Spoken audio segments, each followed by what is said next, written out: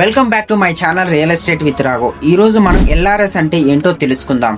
LRS అంటే layout regularisation scheme.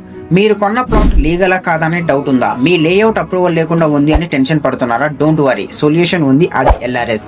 What is LRS? Simple గా చెప్పాలి అంటే ఎల్ఆర్ఎస్ అంటే లేఅవుట్ రెగ్యులరైజేషన్ స్కీమ్. ఇది తెలంగాణ గవర్నమెంట్ ఇంట్రడ్యూస్ చేసిన స్కీమ్. ఇల్లీగల్ గా ఉన్న లేఅవుట్స్ ని లీగల్ గా మార్చడానికి, అంటే అప్రూవల్ లేకుండా ప్లాట్స్ ని సెల్ చేసిన లేఅవుట్స్ ని గవర్నమెంట్ రూల్స్ కి తగ్గట్టు రెగ్యులరైజ్ చేస్తుంది. Why LRS is important? మీరు ఎల్ఆర్ఎస్ అప్లై చేయకపోతే మీ ప్లాట్ కి ప్రాపర్ అప్రూవల్ ఉండదు, బ్యాంక్ లోన్ రాదు, అండ్ కన్స్ట్రక్షన్ పర్మిషన్ దొరకదు, అండ్ ఫ్యూచర్ లో లీగల్ ఇష్యూస్ వచ్చే అవకాశం ఉంది. బట్ ఎల్ఆర్ఎస్ అప్లై చేసినాక మీ ప్లాట్ లీగల్ అవుతుంది, బ్యాంక్ లోన్ ఈజీగా వస్తుంది, అండ్ హౌస్ కన్స్ట్రక్షన్ పర్మిషన్ దొరుకుతుంది, అండ్ ప్రాపర్టీ వాల్యూ అప్రిసియేట్ అవుతుంది.